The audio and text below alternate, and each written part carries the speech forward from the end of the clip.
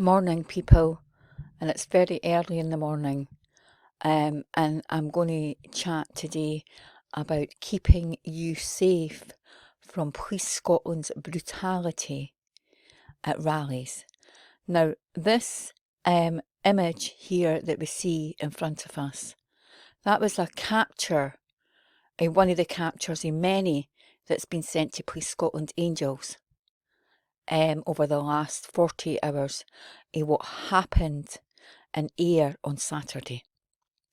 Now, I can't emphasise enough, and I keep saying this over and over again, stop engaging with the police. I don't even like that word engaging. It's interacting, because they've abused that word over the last 20 months. You know, they say that they were engaging with people when we've got data, proof and evidence that it was a stop and a count, not a stop and search. Now remember, that's on the website. We walk about with the law. It was a stop and a count, which is unlawful. Now, getting back to this, what happened at Ayr on Saturday. What has been coming to our attention, and we've been inundated with footage, with captures, with emails, with witness statements. We've had about 35 emails in the last 24 hours, and we've had footage sent in to us.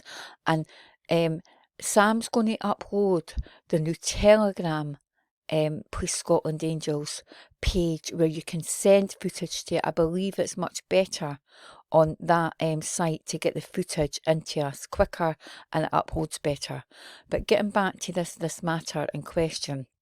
Now, the thing is that what was happening was people were being charged, as I anticipated, under Section 65 of the Civic Government Scotland Act 1982.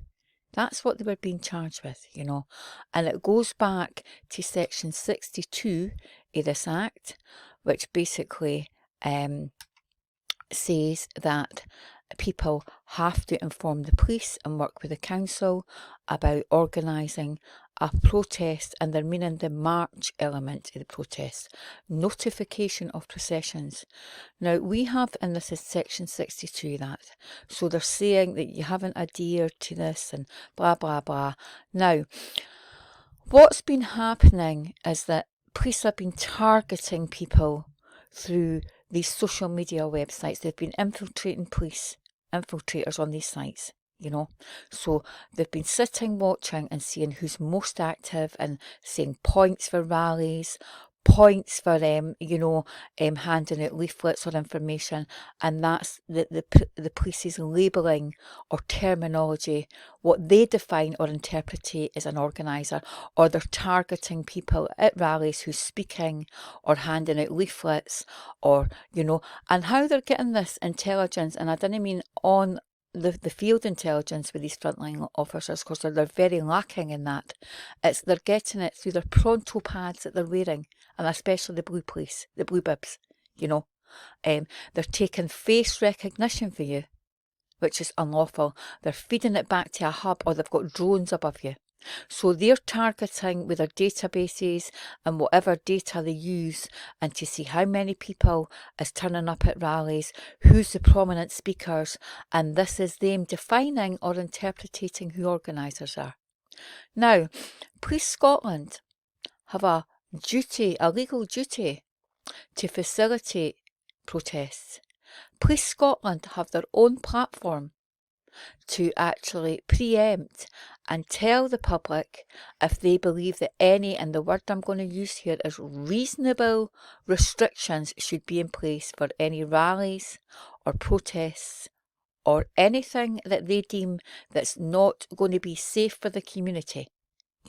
Things like that. So you're meant to be telling the council and the police 6 days in lieu, 6 days in notice. Now, our experience of that is we have people who's been charged for working with the police and the council.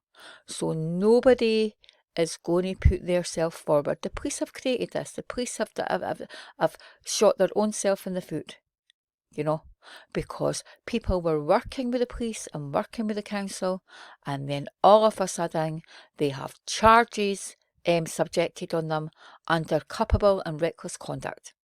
So nobody is going to take the role of being an organiser, and arguably everybody who's at a protest and a rally is an organiser, because they're there fighting for whatever cause they're there for, their civil liberties, their human rights, whatever.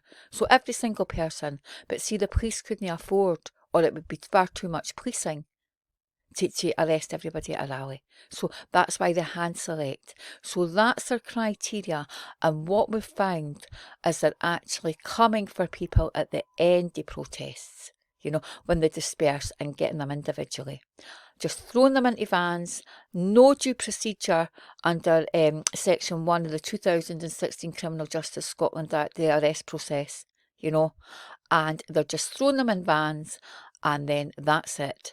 And then, you know, taking them in, interrogating them, arresting them, or getting charges 5 or 6, 7 months down the line, you know. Now, the thing is you have to stop interacting with the police. You have to stop it. We have handed out, and we're going to be at protests, we've gave you these human rights cards. Now, the situation, and you can download these, we have thousands of them, you know, and we have a criminal defence solicitor who's very experienced and is actually looking at a lot of these laws that they're saying that people are breaching just now. It's all in the wording in law. So just because they say, you know, and we know the police are not trained well, and, you know, frontline officers and their brutality and their abusive processes, they're not, you know, very well versed in law. It's our illusion that they're versed in law, you know. So that footage, and a lot of it that I've, you know, viewed, that's been sent in to us. I mean, there's one police officer there, and, you know, we're looking to get, you know, we've got people obviously in Police Scotland Angels working behind the scenes who are not frontline people, who have great IT skills and things. And we're looking for some footage to be zoomed in on. And there's one police officer there with a helmet on who came on a bicycle, and he is really, really unstable. He should not, now, we've been in touch with the police. We got in touch with the area commander, and we've had a response quite quickly, and we're going to respond back to their response. And they're going down this bargain basement route, police complaints.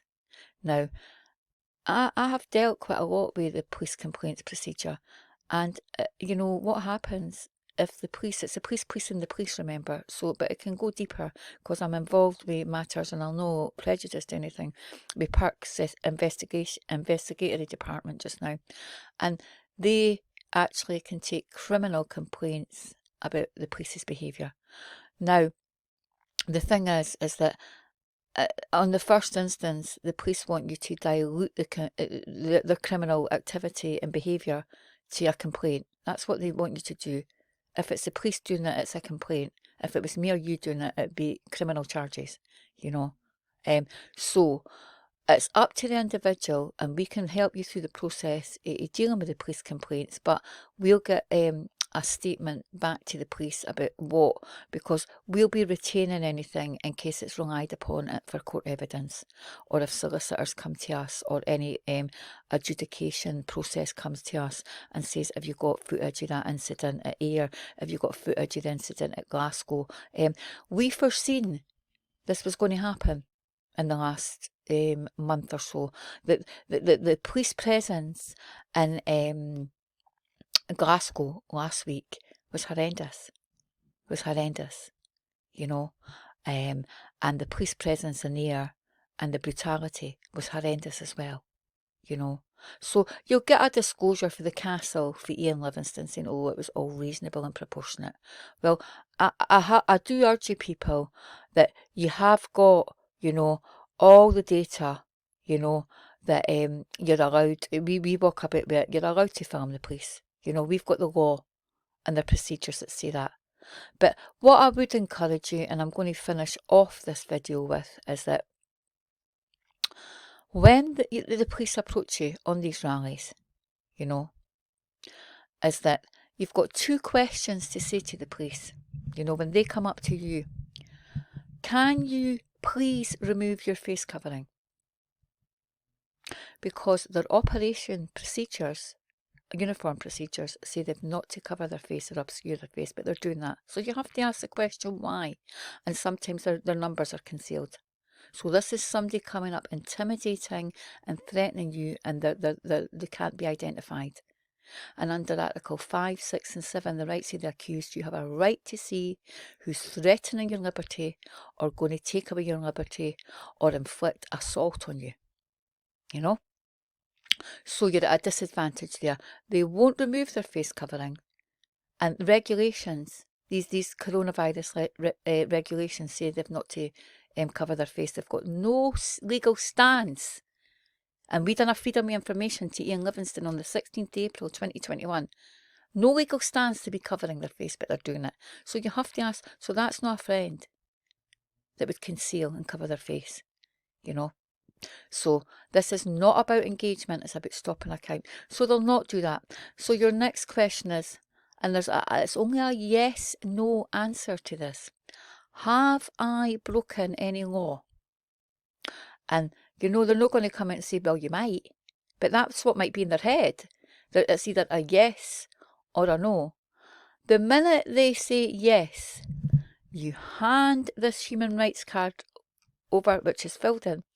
Now, the court would look at, you have fulfilled everything at that stage and all through the process until you get to court or you get access to a solicitor.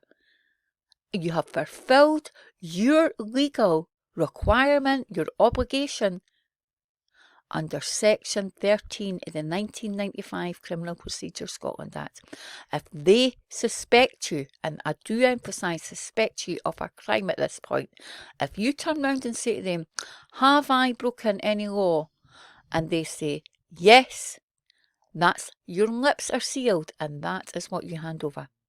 There's no more interaction. You say nothing more. Every piece of data by law at this stage that they require is in this human rights card. You don't need to talk. You don't need to say anything. And if they say no, you walk on, you note their number, and then you can put a complaint in that they gave you a stopping account. You know, you would not be chatting to people in the street who came up to you randomly and says, hi, what are you doing here today? Hi, is this your first time here? You know, you would think they were pretty unbalanced. It's the illusion people have of the police. Now, I looked at this air footage from many different angles with some legal people as well and run it by them and other people who work behind the scenes at Police Scotland Angels. And it was absolutely horrendous. Absolutely horrendous. You know, they're walking along and chatting, and stop chatting to them. You know, if they people were there in your best interests, they would not have their face concealed, you know. And stop going on about this oath thing with them. You know, they're agents of the state. That has been proven over and over again. I want you just to think about, when I seen some of this footage and think about it. So we've got the guidance on photography for the chief police in Scotland. You know, we walk about with that, and you've got that in your folders as well. Now, you're allowed to film, you know. You're allowed to film in any public arena, you know. Now, I've seen kettling round one man. And why do you think they do that? Why do you think they do that? You know, it's not for the man's well-being or safety or to respect his privacy, you know. That man could be getting the kicking of his life behind there. And they gather round to stop you viewing the brutality that's been inflicted on that human being. You know? And that's what their training is. And if people can do that to another human being, and they've been speaking to them a few minutes beforehand, and we get a disclosure for the person who hides in the castle, who's the chief inspector of police, and says that was reasonable and proportionate policing. Well, I'll leave that up to your interpretation, because the emails, the footage and the witness statements that have came into Police Scotland Angels do not confirm that that was decent policing. You know, that was horrendous. You know, and all I'll say as well is that when you are dispersing at the end of these protests, that's when you have to be on your safeguard, you know, because many people have been arrested at this point. And what's happened is these police, and I have got a whole dialogue of emails with senior police, threatening, being abusive, breaching human rights, you know, to people who they've hand-selected as being alleged organisers. They've went to their families' doors, they've been kicking in their doors, you know, fabricating and lying that they have a judicial warrant to arrest a person, you know. If the police have a warrant for your arrest, and that's the only reason they can get through your property, or if they've got a search warrant, you know, they wouldn't be standing there negotiating with you. They'd be through your door, you know. So they don't have a warrant. It's lies, tactics and deceit, you know. So, and also as well, they've been going to people's employers or emailing their employer, and that's great because, I mean, we have all this data. I don't mean it's great for the person, because people have had to give their jobs up because they've been going and breaching their GDPR and their data protection. Without these people going to trial, the police have put them on trial, you know, and saying to the employer, do you know your employee's an activist? Or putting the employer in a state of fear and alarm by sending emails or letters with official. We are looking to speak to your employee, or we are looking to speak to so-and-so. That is a breach of data protection, the 2018 Data Protection Act. You need consent. They're not looking to arrest somebody, they're looking to speak. They have got no legal right to be labelling people to their employers, and it's a breach of Article 8 in the 1998 Human Rights Act, a right to private and family life, you know, going to people's employers and saying, do you know your employer's an activist? That is, or do you know your employee was at a protest? That is horrendous. And it's been going on. And people seem to have this reservation about complaining about the police. And police, it's no complaints, it's criminal activity that's been diluted to complaints. But sometimes it goes past the goalpost, and a few of them get prosecuted, you know, and they deserve to be prosecuted, you know, because as the complaint system stands, it's flawed, it's unfit for purpose. We've already established that in videos that I've done, you know.